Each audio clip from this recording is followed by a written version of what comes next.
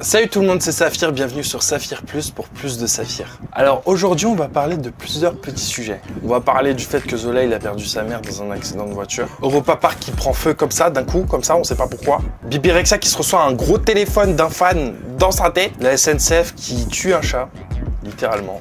Et Titanic qui revient à la surface. Non c'est faux. Mais Titanic, des gens qui se perdent dans le Titanic à plus de 4000 mètres de profondeur. En plus de ça c'est 4 milliardaires, enfin bref. Let's go! La la la la la la la la la la la la la la la. Alors qu'est-ce qui est arrivé cette semaine d'ailleurs hier? Donc c'est quelque chose de très très frais. Je sais pas si vous connaissez le rappeur Zola, d'ailleurs j'en avais fait une vidéo sur ma chaîne principale. Et bah il a perdu sa mère lors d'un accident de voiture hier. Elle se rendait à son travail à vélo et elle s'est fait percuter par une voiture. Le rappeur français Zola a annoncé le décès de sa mère dans une story Instagram, voici ce qu'il faut savoir. Alors en fait, le mardi 20 juin, le rappeur français originaire d'Evry-Courcouronnes a publié 2 stories Instagram où il y annonce le décès de sa mère avec un message très poignant. C'est le journal L'Est républicain qui a révélé l'information selon laquelle le drame se serait déroulé dans la commune de Lure en Haute-Saône, commune où le rappeur a passé une partie de son enfance et où vivait encore sa mère. Le décès de la femme de 55 ans aurait eu lieu à la suite d'un accident de vélo. Celle-ci aurait perdu la vie après avoir été percutée par une voiture sur une route départementale alors qu'elle se rendait au travail. Les premiers dépistages d'alcoolémie et de stupéfiants étant révélés négatifs, une enquête a été ouverte pour déterminer les circonstances exactes de l'accident. C'est un homme de 75 ans qui la suivait en voiture et qui l'aurait heurté. Il n'aurait pas vu la cycliste. C'est super triste. Et j'en suis sûr, c'est encore quelqu'un qui sait pas conduire. On lui a donné le permis, mais frère, t'as l'impression qu'il l'a acheté. Il a acheté son permis sur Snap, c'est pour ça passez votre permis. Et quand vous passez votre permis, parce que les gens, ce qu'ils ont l'habitude de faire, c'est lorsqu'ils passent leur permis, ils font tout correctement, ils mettent leur clignotant, ils ralentissent, ils grippent à les stops, etc. Mais une fois qu'ils l'ont, de toute façon, vous avez juste à regarder vos parents s'ils ont le permis. Ou des gens de vos proches qui ont le permis depuis bien longtemps. Vous allez voir qu'ils jamais vous mettent le clignotant, les stops, ils les grillent comme jamais. Le feu rouge, une fois sur deux, ça part. Et après, ils pensent tous que c'est des pilotes. Genre en mode, à chaque fois, ils disent t'inquiète, j'ai l'habitude de conduire. Et bah, dis-toi que j'en suis sûr à 90% que la personne qui a tué la mère de Zola, c'est le même style de personne. C'est la personne qui a eu son permis qui dit t'inquiète, ça fait 10 ans que j'ai le permis, ça fait 10 ans que je conduis. S'il y a des stops et il y a des feux rouges et des trucs, c'est pas pour rien. S'il faut faire son angle mort, c'est pas pour rien. On n'appelle pas angle mort pour rien. Moi, je sais que si un jour j'ai le permis, je m'engage à respecter toutes les consignes de sécurité. Je ne grillerai aucun stop.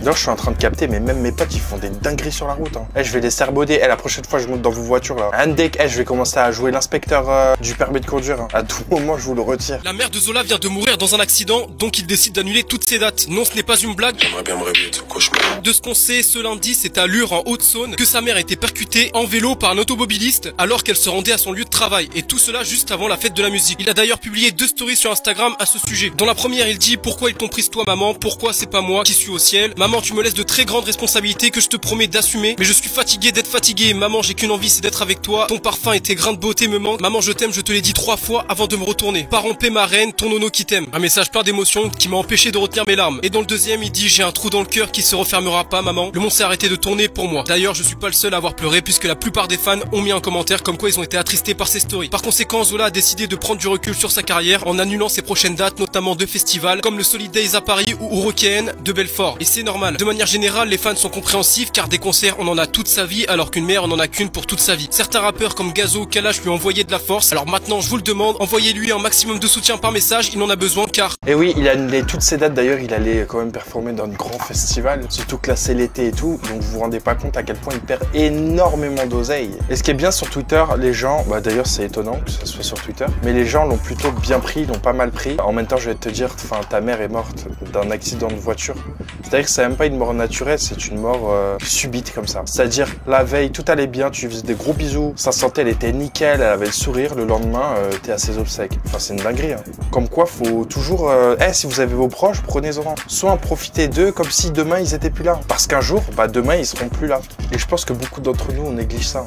Et surtout les messages qu'il nous a mis sur Instagram et tout, ça fait trop mal au cœur. Hein. Ça se voit qu'il était hyper attaché à sa mère. Et je pense, le fait de perdre sa mère, c'est un truc de fou, genre vous vous rendez pas compte. Hein. Et je suis très bien placé pour le savoir. Parce que comme vous devez le savoir, je le répète tout le temps, mais j'ai perdu ma mère quand j'avais 13 ans. Et je me dis, heureusement, je l'ai perdue quand j'avais 13 ans. Et encore, elle est morte de maladie, tu vois. Donc elle a pas eu d'accident ni quoi que ce soit, elle était pas en excellente santé. Mais bon, c'était quand même une mort assez subite. Parce qu'à 13 ans, t'es encadré par les gens, t'es encore mineur, donc forcément, les gens t'encadrent, font gaffe à ce que tu fais, te surveillent, etc. Mais quand t'es majeur, quand tu vis seul, etc., tu perds ta mère. Il y a personne qui est là pour t'encadrer. Enfin, du moins, c'est pas une obligation, tu vois, tout le monde peut te délaisser ou t'as juste à dire aux gens, ouais, laissez-moi tranquille, j'ai juste envie d'être seul. Et là, t'as toutes les idées noires qui commencent à arriver. Tu dis, vas-y, je vais faire des dingueries. C'est là où tu vas commencer à boire, tu vas commencer à fréquenter des mauvaises personnes, tu vas avoir des idées noires, tu vas avoir une fenêtre ouverte, tu vas te dire, bah vas-y, je vais rejoindre ma mère, tu vois. Et du coup, là, c'est encore plus dur de perdre sa mère quand t'es grand. Donc franchement, grosse force à Zola. On lui envoie vraiment un gros soutien parce que c'est jamais facile de perdre sa mère. Mais il y a des gens qui vont réagir par rapport à cette histoire. Non, franchement, ça fait mal au cœur, ça fait de la peine. Je viens d'apprendre que le rappeur Zola, il a perdu sa maman, il a écrit un texte. Franchement, ça fait mal au cœur, je vais vous le lire. Pourquoi ils t'ont prise toi? Maman, pourquoi c'est pas moi qui suis au ciel? Maman, tu me laisses de très grandes responsabilités que je te promets d'assumer, mais je suis fatigué d'être fatigué. Maman, j'ai qu'une envie, c'est être avec toi. Ton parfum et tes grains de beauté me manquent. Maman, je t'aime, je te l'ai dit 3 fois avant de me retourner. Pars en paix, ma reine. Ton nana qui t'aime. Ah ouais, franchement, c'est une dinguerie, c'est pour ça, hein. Ça arrive pas qu'aux autres, ça peut arriver à n'importe qui, à n'importe quel moment. Pour tous ceux qui ont perdu leurs parents, leur maman, leur papa, force à vous, force à tout le monde. Force à Zola, paix à son âme, à sa maman. C'est pour ça, profitez de vos proches au maximum. Profitez de vos proches, vos mamans, vos papas, même si vous êtes en embrouille avec eux, vous n'entendez pas avec eux, essayez de vous réconcilier avec eux parce que la vie, ça passe trop vite. Ça passe trop vite. Une fois que les gens que t'aimes, ils sont partis, c'est trop tard, c'est fini, c'est terminé, tu peux plus revenir en arrière. C'est pour ça l'équipe, big up la famille, on est ensemble et force à vous. On a appris hier que la mère de Zola est décédée malheureusement, paix à son âme. Suite à un accident de voiture, elle s'est fait percuter en vélo par un homme de 75 ans. Et oui, je surligne le 75 ans parce que faut le dire, j'ai pas envie de paraître aigri, hein, mais moi j'ai toujours eu la conviction que dépassé un certain âge, il faut qu'il y ait des contrôles, voire des interdictions pour certaines personnes de conduire. Tu peux avoir 20 ans, 30 ans, même 40 ans de permis, avec la vieillesse, t'as des facultés et des capacités qui diminuent, voire pour certains qui s'endorment. Là, c'est même plus une question de tu sais conduire ou pas, c'est une question de réaction, action, réaction, réflexe. Donc au-delà de l'aspect pratique, pour moi c'est totalement irresponsable de ne pas prendre ce facteur en compte. Il s'est exprimé publiquement avec certains posts et franchement ça fond le cœur parce qu'il est clairement en train de vivre ce qu'on redoute le plus, perdre notre maman. Grosse force à lui, toutes nos condoléances. Et pour les bâtards là, parce que c'est vraiment des bâtards qui pensent encore au concert, carré le mec il vient de perdre sa mère et il y en a qui osent demander oui mais du coup pour le concert c'est comment? Mais comment ça? Et même s'il annule, il sera totalement dans son droit, vous aurez pas votre mot à dire parce que c'est une épreuve vraiment difficile. Soyez un peu humain dans votre vie, genre c'est quoi? Voilà, c'est exactement ce que j'ai dit. Hein. Surtout les limitations de vitesse. Vous vous rendez pas compte à quel point la vitesse, c'est ce qui tue le plus de personnes. Hein. Parce que dans une voiture, tu te rends pas compte. Hein. Quand t'es passager, tu te rends compte de la vitesse, mais quand tu conduis, t'as l'impression de rouler à 20 alors qu'en fait t'es à 80. Non, c'est trop de dinguerie. Et la route, c'est trop dangereux. Donc voilà ce qui s'est passé pour Zola. Et maintenant, cette semaine, il s'est passé de dinguerie en Allemagne. Dans le parc hyper connu, Europa Park. D'ailleurs, la TikTokeuse Marilou, elle a percé justement grâce à ce parc. Sa vidéo qui avait fait des millions et des millions de likes et que tout le monde a commencé à la connaître pour ses slow motion. Et bah c'est ici qu'elle a percé. D'ailleurs c'est assez ironique dans le sens où d'ailleurs c'est assez drôle parce que le TikTok de Marilou bah c'est autour de l'eau etc. Et là c'est drôle que en fait enfin c'est drôle comprenez-moi hein, mais genre que le parc ait pris feu. Enfin, vraiment les éléments le feu, l'eau. Un incendie a eu lieu à Europa Park ce lundi, voici ce que l'on sait. Il s'agit du plus grand parc d'attractions d'Allemagne et du 3e parc le plus visité d'Europe. Il se situe ici à quelques kilomètres de la France. Ce lundi donc en pleine journée, un des endroits du parc a commencé à prendre feu. Un témoin interrogé par le média 20 minutes a expliqué avoir entendu, je cite, 2 ou 3 bruits forts avant que l'incendie ne se déclenche. Un hélicoptère et les pompiers sont rapidement arrivés sur place. Dans le même temps, les visiteurs ont été évacués par la sécurité et le parc est désormais fermé selon France 3. Contacté par un média allemand, le parc a confirmé les faits mais n'a pas donné d'informations sur le lieu exact de l'incendie ni sur ce qui l'a déclenché. En 2018, un incendie avait déjà eu lieu dans le parc. Une des attractions avait été détruite par les flammes avant d'être reconstruite. Évidemment, on vous tient au courant. C'est chaud quand même de se dire que en 2018 c'est pas si loin que ça. Hein. Il y a déjà eu un feu dans le parc. Mais wesh, au bout d'un moment, faut apprendre de ses erreurs. Et je suis presque persuadé que c'est le même souci. Ce qui s'est passé en 2018, ça s'est passé aujourd'hui. On peut donc plus avoir confiance au parc. D'ailleurs, j'ai un petit débat à faire avec vous. Personnellement, je viens dire personnellement. Vous savez, chaque été, pendant les vacances et tout, il y a des, vous savez, les petites fêtes foraines qui se mettent en place dans vos villes et tout. Moi, j'ai pas confiance en. Des fêtes foraines qui se construisent comme ça en 24 heures et qui font des trucs de fou, des trucs de 50 mètres. Et tu crois, moi, je vais monter dedans. C'est sûr, ils ont oublié des boulons, des trucs comme ça, ils l'ont monté à la va-vite. Les accidents, j'ai trop vu d'accidents, des dingueries qui se sont passés sur des trucs comme ça. Moi, j'ai pas confiance, je vais jamais à la fête foraine. Quand j'étais petit, ok. Maintenant, j'ai envie de rester vivant. Donc voilà. Les seuls parcs que j'autorise, c'est les grands parcs, vraiment, genre les bails de Disney, Astérix et encore, genre vraiment, et encore, vu ce qui se passe, tu vois. Limite, on prend feu dans l'attraction. Mais vraiment parce que voilà, c'est des grands parcs qui gagnent des millions et des millions, qui ont des règles bien réglées. Mais apparemment, bah, il arrive quand même à avoir des catastrophes. Comment Europa Park s'est retrouvé comme ça ? Europa Park, situé en Allemagne, pas loin de Strasbourg, est connu pour être l'un des meilleurs parcs au monde. Mais le 26 mai 2018, le parc va vivre un cauchemar. Il est 18h20, 25 000 personnes sont présentes et un incendie est déclaré dans un entrepôt derrière l'attraction Piraten in Batavia, une balade en bateau dans le monde des pirates. Le problème, le toit est en bois et inutile de te faire un dessin, c'est pas bon signe. Les visiteurs du Land Pays-Bas sont évacués d'urgence, mais il faudra attendre 19h pour que le reste du parc se vide. Ce qui donnera des images complètement dingues de personnes qui kiffent leur life sur Silverstar pendant que ça crame derrière. 500 secouristes et pompiers sont déployés et à 20h30, tout le monde est sorti du parc sans aucun problème, grâce à l'excellente gestion d'Europa Park. Mais le feu continue et brûle de plus en plus le parc. Il faudra attendre le lendemain à 8h pour qu'il soit complètement éteint. Mais du coup, tu dois te demander, c'est quoi la raison ? Apparemment, il s'agirait d'une surchauffe des moteurs du raft situé pas loin de l'attraction des pirates. Un coup de pas de chance pour les dirigeants qui verront l'œuvre de leur vie partiellement détruite. Cet événement marquera à coup sûr l'histoire du parc à jamais. Mais malgré tout ça, en seulement 2 ans, ils vont réussir à reconstruire tout le quartier et ressortir une attraction encore meilleure. Et pour ça, alors là, chapeau. Donc ça, c'est ce qui s'est passé en 2018. Mais là, en 2023, il s'est passé quoi, wesh? Une surchauffe encore des moteurs, un problème électrique? De toute façon, ça peut être que ça. Hein. Je suis le responsable de l'incendie dévastateur qui a eu lieu ce lundi à Europa Park. Je suis Lucien l'électricien. Les flammes se sont élevées, dévorant tout sur leur passage, suite à un simple problème technique que j'ai mal géré. Les visages horrifiés des touristes, les pompiers qui ont risqué leur vie, tout cela à cause de moi. Il y avait de l'électricité dans l'air ce jour-là, et pas seulement dans les câbles que j'installais. L'odeur du plastique chaud, le bruit des claquements électriques dans le local technique du quartier espagnol. J'aurais dû voir les signes. La police a confirmé ce que je craignais. Mon erreur a causé ce chaos. Et la conséquence? J'ai été viré car. Donc c'était un problème électronique. Comme de par hasard. Genre on n'était pas au courant, c'était sûr, wesh. Ce que je me dis, c'est il y a personne qui surveille là-bas, genre en mode personne n'a pu éteindre le feu avant qu'il devienne. Et ça donne des images de fou parce que on voit carrément les gens descendre sur les rails de certaines attractions.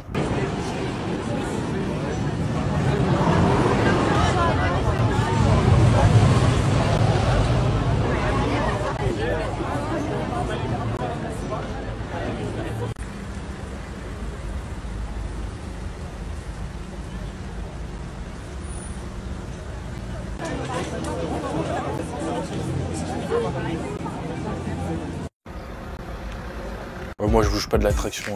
J'ai vu trop de films d'horreur, genre Destination Finale qui finissent trop mal sur les bails d'attraction et tout. Non, non, non, moi je descends pas de l'attraction, venez me chercher. Hein.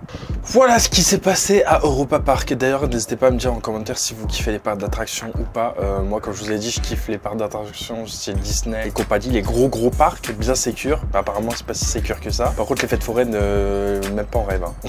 Maintenant, on va parler de Bebe Rexha, ma chanteuse préférée, wesh. Dites-vous, il y a quelques années, je l'ai rencontrée parce que son label de musique m'avait contacté pour un show privé. J'étais avec genre Antonin, Gloria et toute la clique. C'était un truc de fou. Hein. Déjà, être avec eux, j'étais en mode ouais. En plus, pour rencontrer Bebe Rexha, en plus, elle nous a chanté une petite chanson et tout, dans un petit café spécialement fermé pour nous et tout. Non, c'était trop bien. But I'm looking for more this time. Can we start to slow it down? Can we learn to live right now? J'avais pris une petite photo avec elle. Nickel. Et comme j'aime le répéter H24 et je vais tout le temps vous le répéter, elle a déjà commenté une de mes publications Instagram. Voilà, je suis un peu de star. Ouais, c'est un peu mon flex. C'est mon flex, littéralement. Je flex. Bref, Bibi Rexha, c'est un peu une star de la chanson. Elle est connue pour pas mal de bop qu'elle a fait sur dans la musique. Des bangers sur bangers. Et il y a un fan, lorsqu'elle était sur scène, qui a lancé son téléphone sur sa gueule.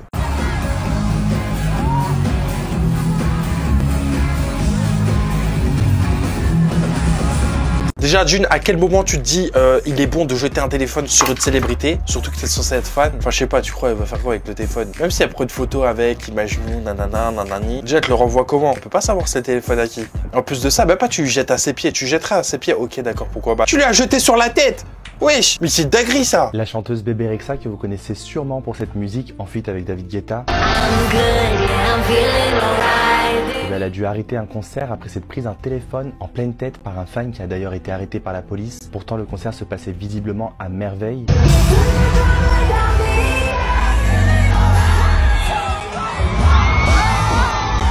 Jusqu'au moment où cet homme a décidé de balancer son téléphone portable qui a atterri sur le visage de la chanteuse. Par la suite, on la voit s'agenouiller au sol avant que son équipe vienne autour d'elle, puis l'escorte à la sortie sous les applaudissements et les encouragements de ses fans. Bien évidemment, beaucoup d'entre eux ont été très déçus que le concert s'arrête aussi rapidement et subitement à cause d'un fan qui ne sait pas se comporter. Il a d'ailleurs été interpellé par la sécurité. Sur les images, on le voit se faire pointer du doigt et se désigner lui-même comme étant la personne ayant jeté le téléphone. Il a par la suite été emmené par la sécurité avant d'être arrêté par la police.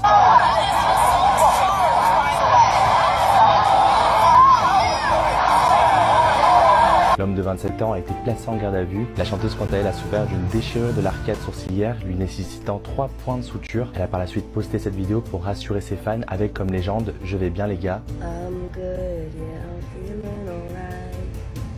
Dites-moi ce que vous en pensez. Cher, j'espère qu'il va prendre v'là la prison. C'est le mec qui abuse. Non, mais j'espère qu'il va être sermonné comme il faut parce que wesh, c'est une dinguerie. Tu l'as blessé tu l'as blessé au sourcil, elle s'est fait recoudre le sourcil. Enfin, l'arcade, elle a dû saigner comme pas possible puisque l'arcade, c'est un endroit où tu saignes de fou. Et en plus de ça, ça laisse des giga cicatrices. Elle a un bleu, un cocard, t'as jamais vu ça? Il faut savoir que Bibi Rexha est albanienne. Ça se dit? Bref, elle vient d'Albanie. On pouvait la voir sur scène qu'elle avait le drapeau et tout d'Albanie.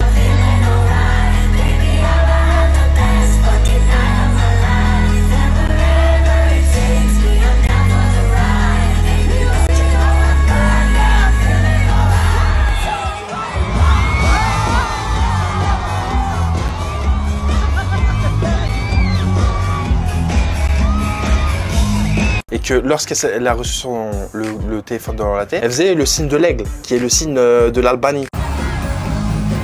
Et il y a beaucoup de personnes qui ont dit oui, le fan a pas dû être content, patati patata, du coup il avait quelque chose contre l'Albanie, du coup il lui a jeté le tel. Alors franchement, je vais pas te mentir, je sais pas, je pense que c'est un peu tiré par les cheveux, c'est vraiment genre un coup de hasard. Parce que comme vous pouvez le voir, il y a des moments où elle avait le drapeau et tout, bah il s'est rien passé alors que c'est quand même un drapeau. C'est plus signifiant que l'aigle, vu que là c'est carrément le drapeau et il s'est rien passé. Je pense vraiment qu'il a voulu avoir une photo, une vidéo de la chanteuse. Il s'est pas dosé, c'est un bourrin, c'est tout. C'est un bolos, c'est un bolos. Du coup il y a Bibi Rexha qui a donné ses nouvelles avec les paroles d'une de ses musiques. Pour dire qu'elle va bien. Elle a juste un bleu.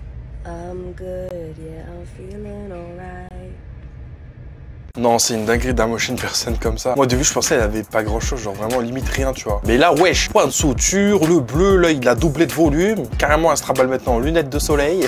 Non, c'est une dinguerie. Je me dis, mais le boug, il s'est cru au baseball ou c'est comment? Et il a dû jeter le téléphone, mais d'une force. Bibi Rexha s'est pris un téléphone en plein dans la gueule hier pendant qu'elle était en train de chanter à son concert, il faut qu'on en parle. Bibi Rexha est actuellement en pleine tournée américaine, elle performait tranquillement ses titres sur scène lorsqu'un fan, entre guillemets, lui a envoyé son téléphone en plein dans la gueule. Il fut donc immédiatement arrêté par la police et la sécurité. Bibi Rexha a donc dû quitter son propre show pour se rendre à l'hôpital afin de se faire poser 3 points de suture. Et donc grâce à ce TikTok, je vais vous rappeler quelques règles à suivre avant de se rendre à un concert pour que tout le monde puisse en profiter pleinement. Mais surtout parce que je pense qu'on a complètement Black Mirrorisé les concerts et qu'il y a une véritable forme de toxicité qui s'est installée dans cette culture. Commençons tout d'abord par le jet de téléphone ou d'appareil photo sur scène. Depuis la nuit des temps, les fans jettent des objets sur la scène de leurs artistes préférés afin de leur témoigner de leur amour. C'est une forme de cadeau comme un drapeau par exemple, une petite pancarte ou une peluche. Et encore, les peluches ça peut être dangereux. C'est notamment pour cette raison que l'on a interdiction d'avoir nos bouchons sur nos bouteilles à l'entrée des salles de concert. C'est pourtant une règle que je trouve complètement débile mais qui, au vu de ce qui est en train de se passer, risque encore d'être appliquée pendant longtemps. Tout peut être considéré comme un projectile, surtout quand c'est un téléphone qui vous a coûté entre 500 et 1000 balles pour le jeter sur scène avec une chance sur deux qui tombe entre la scène et la fosse. Tout ça pour que dans le meilleur des cas, l'artiste fasse seulement une photo de lui-même ou un biril de lui-même sans que vous n'apparaissiez dessus parce que vous restez dans la fosse. En termes de ratio gratification sur risque, on peut dire qu'on est sur quelque chose de globalement négatif. Et même au-delà de ça, je trouve ça extrêmement bizarre de jeter son téléphone sur scène pour que l'artiste fasse une vidéo de lui-même. Je trouve que ça dépersonnalise complètement le concert et l'échange qu'on peut avoir avec l'artiste parce que si justement vous êtes assez proche pour lancer votre téléphone, ça veut dire que l'artiste se tient littéralement devant vous. Vous pouvez faire des photos de lui pendant qu'il est sur scène. C'est un truc que j'arrive pas à comprendre. Par exemple, Stevie Lacy avait été fortement critiqué parce que lors d'un concert, il recevait énormément de Polaroid sur scène, c'est aussi la nouvelle mode. De ce fait, à force de recevoir énormément de Polaroid sur scène, il en a pris un et l'a explosé par terre parce qu'il n'en pouvait plus. Bon, après il est Gémeaux, donc je pense qu'il y a aussi d'autres explications. Je suis Gémeaux au cas où.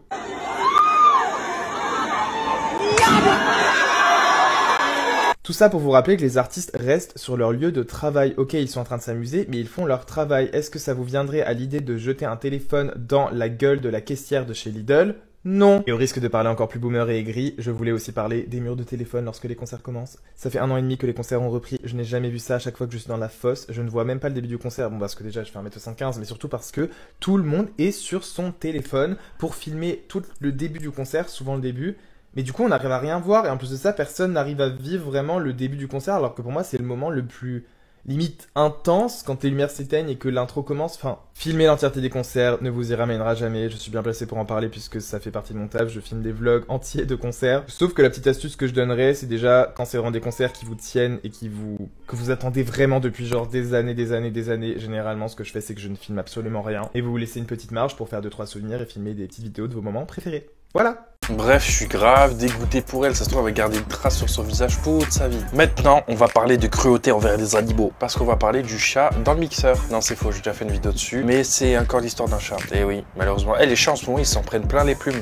Enfin, les plumes, les poils. Oh Léa, tu m'as matrixé, wesh! La SNCF en procès pour avoir écrasé un chat, voici ce qui s'est passé. Cette affaire remonte au 2 janvier, lorsqu'une mère et sa fille de 15 ans se sont rendues avec leur chat à la gare de Montparnasse pour prendre le TGV. Sauf que juste avant de monter dans le train, leur chat Neko s'est échappé de son sac. Il est parti se réfugier sous le TGV qui était à l'arrêt à ce moment-là. Georgia et sa fille ont donc immédiatement demandé au contrôleur de faire retarder le départ du train pour récupérer leur chat. Mais malgré 20 minutes de négociation, les agents de la SNCF ont refusé et le train est parti à l'heure, écrasant ainsi le chat sur les voies. Le truc, c'est que l'affaire a pris beaucoup d'ampleur. Dès le lendemain, une pétition a été lancée pour demander à la SNCF d'instaurer des procédures afin de sauver la vie de certains animaux. La fondation 30 millions d'amis a ensuite porté plainte contre la compagnie ferroviaire, une plainte à laquelle s'est jointe Georgia pour avoir des explications. Ce lundi et après 6 mois, la SNCF est donc poursuivie pour atteinte involontaire à la vie d'un animal domestique apprivoisé. A noter que pendant 6 mois, la propriétaire du chat aurait tenté de contacter plusieurs fois la SNCF qui n'aurait jamais donné de réponse. De son côté, la compagnie a expliqué à Sud-Ouest qu'au moment où le train a démarré, le chat n'était plus visible, avant d'ajouter que SNCF Voyageurs regrettait ce triste incident.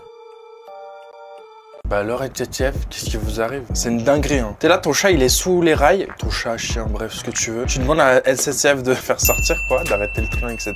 SNCF il dit non. C'est qu'un chat. Comment ça c'est qu'un chat? Ça se voit c'est pas ton chat. Ça se voit t'as pas d'animaux chez toi. Les gens qui ont pas d'animaux, ils comprennent pas les personnes qui ont des animaux, à quel point on est attaché à ces petites bêtes. Des fois je vais pas vous mentir, elles nous fait chier. Ils visent personne. T'as détruit la moitié de ma chambre, mais c'est pas grave, je t'aime quand même. Eux, ils pensent c'est une peluche. C'est un truc, t'achètes 2 €, hop, après tu peux en racheter un. Non, ça fonctionne pas comme ça. Hein. Ils ont dit ce n'est qu'un chat et que ce n'était pas leur problème.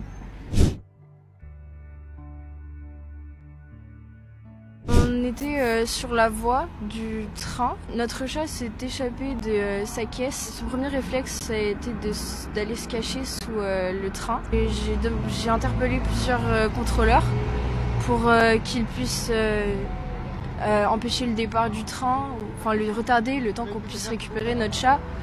Mais ils n'ont pas été très compatissants et ils ont dit ce n'est qu'un chat et que ce n'était pas leur problème. Je l'ai appelé, je ne l'ai pas trouvé jusqu'à ce que le train démarre. On l'a vu en train de courir en dessous du train. Donc c'est la dernière fois que je l'ai vu en vie. Il m'a regardé dans les yeux parce qu'il a dû entendre que j'appelais son prénom. Il a continué à courir et puis après c'était fini. Enfin, j'ai pas vu sa mort. J'ai vu son cadavre quand je suis retournée de l'autre côté de la voie. C'est triste, imagine tu vois ton animal mourir devant tes yeux. Et c'est même pas à cause de toi. Moi j'aurais la haine. Tu sais j'aurais fait quoi? J'aurais pris grosse pierre, j'aurais caillassé le train. Rien à faire. J'aurais tiré la sonnette d'alarme, je sais pas, bref, j'aurais tabassé le mec de la SNCF. J'aurais fait une dinguerie. Ouais, en plus, vous savez que là, ils ont fait un texte pour dire oui, pardon, désolé, c'est un malheureux incident. Comment ça, c'est un incident, wesh? Vous avez fait exprès, vous avez dit c'est qu'un chat, comme si c'était un paquet de bouchoirs qui était sur les rails. C'est une dinguerie, ça. Vous allez voir auprès de Dieu ce qui va vous arriver. Vous savez que maltraiter un animal dans la religion, c'est quelque chose de hyper grave. C'est une dinguerie, vous vous rendez même pas compte. Un chat a été écrasé sous les yeux de ses maîtresses, Georgia et de sa fille Melena. Le chat s'échappe de sa caisse. Par peur, il décide de se réfugier sous un train. Les deux propriétaires préviennent directement le personnel de la gare. Les agents leur répondent que ce n'est pas leur problème et qu'ils auraient dû le garder en laisse. Ils ajoutent que ce n'est qu'un chat. Géraldine, toi, tu penses qu'elle doit pas... Non, mais évidemment que c'est un fait divers tragique et que vraiment ça fait beaucoup de peine et que ça doit être horrible et que j'imagine que la maman et la fille sont complètement traumatisées. Une fois qu'on a dit ça, je trouve que vraiment tomber sur le dos de la SNCF et ces pauvres agents qui ont fait comme ils ont pu, ils ont quand même parlementé pendant 20 minutes. Qu'est-ce qu'il aurait fallu faire en fait? Condamner qui et à quoi? Et oui, quand on a des animaux, on est responsable de ces animaux et on les surveille. Là, on vient de te dire que l'agent de SNCF, ils les ont même pas laissé chercher leur chat. C'est-à-dire, normalement, t'arrêtes le train. En plus, ils ont discuté pendant 20 minutes pour leur dire non. Alors que pendant 20 minutes, ils auraient pu récupérer le chat. Bref, je sais pas, tu stoppes le train, tu fais... Tu sors ses croquettes, elle va venir le chat, t'inquiète même pas. Hop, en 5 minutes c'est réglé. T'auras perdu 5 minutes, 5 minutes de retard pour le train, c'est une dinguerie ou pas? Non, c'est pas une dinguerie, 5 minutes c'est rien du tout.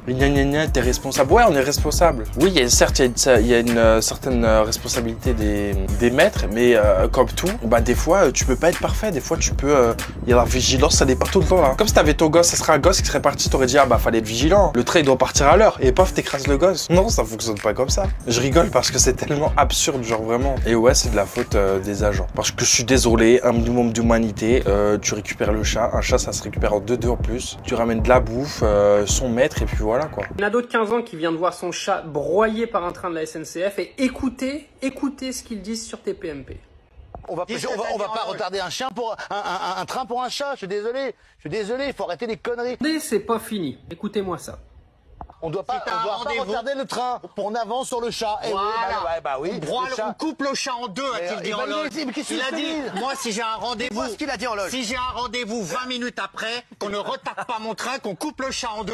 Alors il y a un chat qui vient de se faire buter volontairement par la SNCF, par des agents de la SNCF, et eux, ça les fait marrer. C'est-à-dire qu'ils se sont tapés une barre sur un chat qui s'est fait décapiter sous un train devant, en fait, une gamine de 15 ans et sa mère.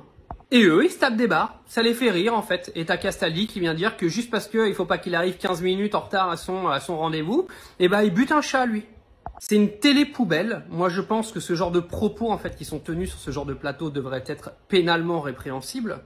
Et que clairement, Castaldi, là, pour ce genre de propos, il soit complètement viré, en fait, de TPMP, parce qu'il ne respecte aucun animal. C'est-à-dire, venir dire que c'est normal de buter un chat parce qu'un train va démarrer 20 minutes en retard, mais c'est une blague, en fait. Et ça le fait marrer, et eux, ça les fait marrer sur le plateau, c'est drôle. En fait, il y a un chat qui vient de se faire buter devant une gamine, et ça les fait rire, c'est drôle.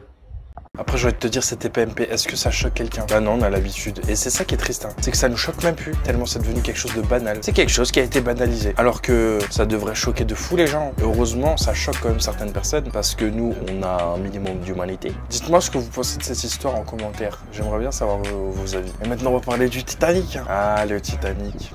Ça fait longtemps. Et ça fait 100 ans. Hein. Je pense que vous connaissez tous l'histoire du Titanic, hein, je vais pas vous la raconter. Et bah, il y a des expéditions qui existent pour aller voir le Titanic et c'est hors budget. Tu dois payer 250 000 $ pour pouvoir visiter le Titanic dans un sous-marin. Moi, j'ai 250 000 $, je sais pas, j'achète une maison, je me mets bien de fou. Une maison plus une voiture, tu vois. Genre là, les trucs de base de la vie, tu vois. Mais je vais certainement pas utiliser 250 000 $ pour une visite d'1 heure d'un bateau qui a disparu il y a 100 ans quoi. Surtout pour disparaître, pour mourir après, frère, flemme. Non, puisqu'ils ont disparu en fait. Donc il y a 4 milliardaires sous l'eau en ce moment même. C'est un compte à rebours lancé depuis dimanche. Le Titan, ce sous-marin touristique, est introuvable. À son bord, le pilote et 4 passagers partis visiter l'épave du Titanic à près de 4000 mètres de profondeur. Et vendredi, ils n'auront plus d'oxygène. Le sous-marin a disparu à 1500 km des côtes, à l'est de Cap Cod. Ce genre d'expédition est réservé aux plus fortunés puisqu'il faut débourser pas moins de 230 000 € pour y participer. Voici l'équipe qui a préparé cette expédition. On ne connaît pas pour l'instant l'identité des 4 passagers. Seule certitude, l'explorateur français Paul-Henri Narjolet, ici en jaune, est à bord du vaisseau. Parmi les scénarios envisagés, une fuite dans la coque ou un problème d'électricité. En ce moment, les problèmes d'électricité, etc., ça y va. Europa Park, bon encore Europa Park, j'ai envie de te dire, ça va, t'es sur la terre ferme, il n'y a pas eu de blessés, tranquille. Ça, c'est un sous-marin, il y a 4 milliardaires, ils sont partis, wesh. C'est comment le testament? J'espère qu'il y a un blast dedans. Bruit sous l'eau, identité des passagers, on n'en sait plus sur le sous-marin porté disparu depuis dimanche. Ce sous-marin, appelé le Titan, est parti dimanche explorer l'épave du Titanic à 4000 mètres de profondeur, mais au bout d'1h45, il n'a plus donné de nouvelles. Alors désormais, on connaît l'identité des 5 passagers. Il y a le milliardaire britannique Hamish Harding, l'homme d'affaires pakistanais Shahzada Daoud et son fils Sulman, le français Paul-Henri Narjolet, expert du Titanic et également pilote du sous-marin, mais aussi Stockton Rush, le PDG d'Ocean Gate, la société donc qui a organisé l'expédition. Depuis dimanche, d'énormes recherches ont été lancées pour une raison principale, le sous-marin pourrait manquer d'oxygène d'ici demain, 13h, heure française. Alors pour la première fois depuis 3 jours, des bruits ont été entendus sous l'eau par les gardes-côtes. Selon CNN, ces bruits ressemblaient à des bruits de coups et ils ont été entendus toutes les 30 minutes environ. Bon attention, rien ne prouve pour l'instant qu'il s'agit de l'équipage du Titan. D'après certains spécialistes, il pourrait s'agir seulement de bruits d'espèces dans l'océan. Ce mardi, la France a aussi envoyé à son tour un navire équipé d'un robot sous-marin pour grande profondeur. Il devrait arriver sur place ce mercredi en fin de journée. À noter également que selon l'AFP, l'ancien directeur des opérations marines de l'entreprise Ocean Gate, qui gère donc ce sous-marin, s'était déjà inquiété de la sécurité des passagers. Il avait ensuite été, selon lui, licencié pour cette raison en 2018. Bah dis donc, 2018, il s'en est passé des choses. Dites-vous que là, actuellement, il n'y a plus d'air.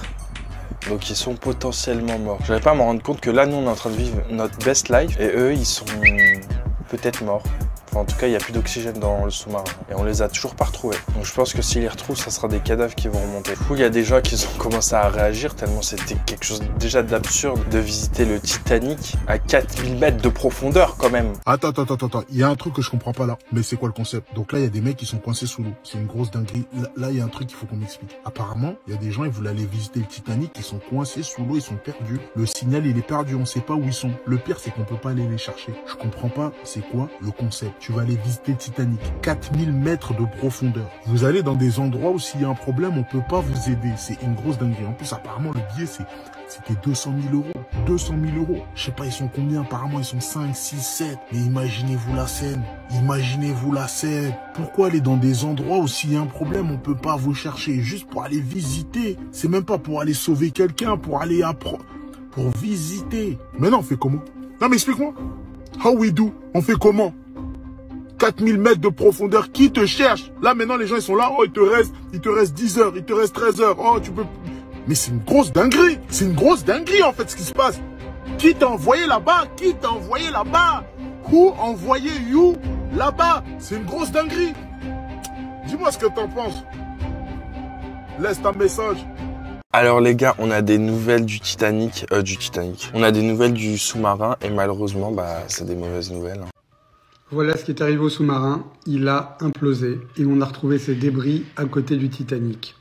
Voilà une autre modélisation d'une implosion qui survient lorsque la pression extérieure est supérieure à ce que la coque peut supporter. Regardez, tout s'écrase, tout est réduit en poussière. Et au fond de la mer, il y a une pression terrible qui a complètement broyé le sous-marin. Qu'est-ce qui a pu justifier cette implosion? Eh bien, c'est tout simplement un défaut de résistance de la coque. Alors certains ont pointé du doigt le hublot, mais en fait on ne sait pas, on ne saura probablement jamais.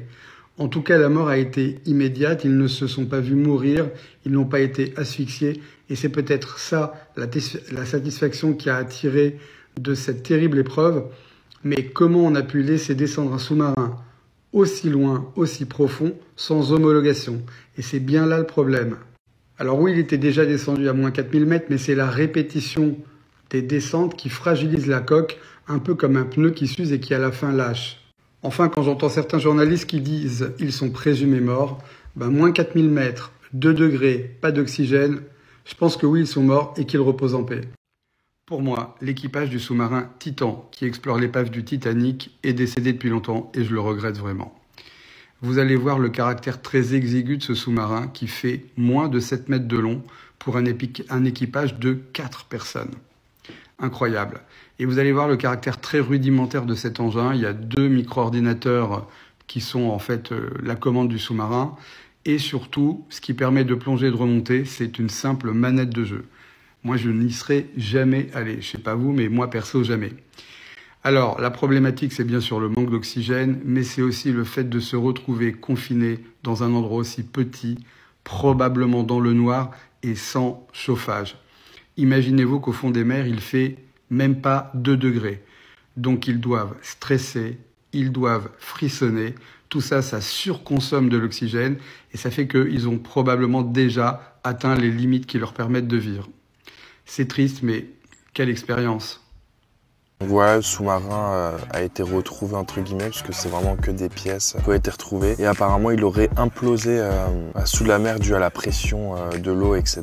Et je pense le seul point positif là-dedans, c'est que du coup les victimes n'ont pas souffert, ils sont mortes sur le coup, ils n'ont pas été asphyxiés par manque d'oxygène. Et ce qui est incroyable, c'est que Amixem est actuellement sur liste d'attente pour pouvoir faire justement visiter le Titanic en sous-marin. Donc on est en train de se dire, imaginez, ça aurait pu être Amixem à la place de ces gens-là. Donc on aurait pu perdre un youtubeur français. Je pense que du coup après cette histoire ça l'a refroidi mais de fou, donc je pense pas qu'il ira le faire. Mais voilà pour l'anecdote. Alors on n'est pas les premiers à faire cette erreur. Et les premières personnes qui ont été obsédées par le Titanic, c'est pas les réalisateurs de films, c'est les gens qui ont voulu le rechercher dans les années 80, 70-80. Ils étaient vraiment obsédés et ils ne pensaient pas du tout à la catastrophe. Et au moment où ils l'ont retrouvé, ils ont tous eu ce sentiment à un moment donné de merde, j'ai fait une connerie. Ils se sont rendus compte qu'ils étaient face à un tombeau gigantesque de plusieurs centaines de personnes, milliers de personnes qui sont mortes. C'est peut-être immoral, mais on me dirait là, tu peux y aller. Ah bah, je dois dire aux gens que ça fait partie des grosses folies que j'aimerais faire un jour sur ma chaîne YouTube. Je suis en contact avec des entreprises qui me disent oui Maxime, on sait que tu veux y aller. Maintenant, il y a un truc comme aller dans l'espace. Il y a beaucoup de gens sur la liste d'attente. Je suis clairement pas le premier, mais je suis sur la liste d'attente. Et ce qui est dingue, c'est que les Simpsons, oui, je vais bien dire ce que je vais dire. Les Simpsons avaient prédit ça dans le sens où il y a un épisode qui parle de ça et c'est étrangement très ressemblant. Les Simpsons avaient prévu la disparition du sous-marin. Aujourd'hui, j'ai le cœur rempli de joie. Je cherche un trésor avec mon fils qui m'a tant manqué. Mon rêve, c'est que chacun d'entre vous connaisse le bonheur que j'éprouve aujourd'hui. On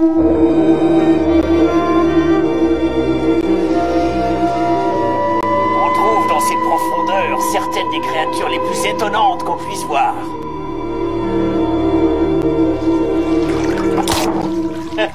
Ça vous apprendra à être lumineux, bande d'andouilles. Homer, regarde!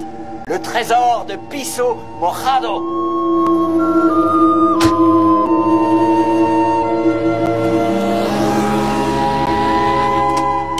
Les mecs, on a trouvé le trésor. Dès qu'on accoste, je fonce avec au bar. À tout de suite, Homer. On a un autre appel. Ah oui, il est passé, mais sonne. Ça doit être lui, cette lumière.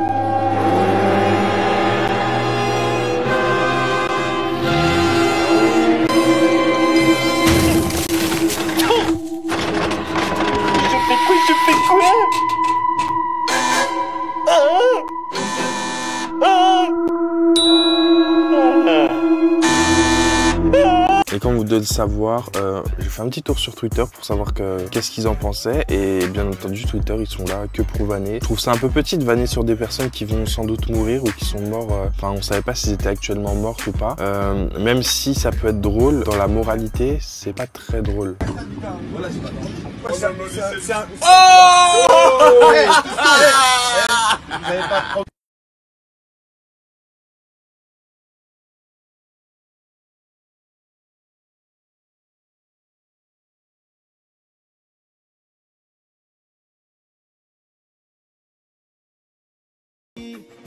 Je peux pas respirer. Oh là là, la tête de sa mère, putain. Qu'est-ce qui se passe d'elle? Non, tape pas contre le mur, gros. Oh là là là là là là. Oh là là. Oh, c'est incroyable. Hey chef! Hey chef! Mais c'est quelle heure ça pour arriver? Le soleil il est parti depuis! Le orgasme! Oh là là! Oh! Il a rien à porter! Putain.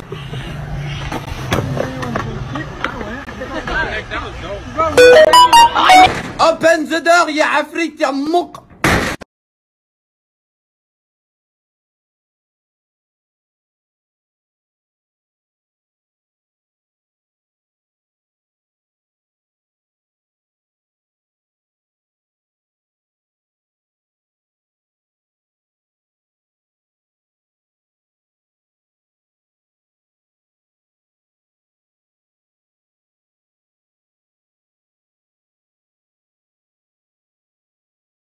Donc voilà ce qui s'est passé cette semaine. J'espère que la vidéo t'a plu, j'espère que t'en as appris un peu plus. N'hésite pas à me donner ton avis en commentaire, ça me ferait extrêmement plaisir de les lire et de te répondre. N'hésite pas à lâcher un petit like, merci d'avoir regardé la vidéo jusqu'ici. On se revoit dans quelques jours pour une prochaine vidéo. Claim to fame.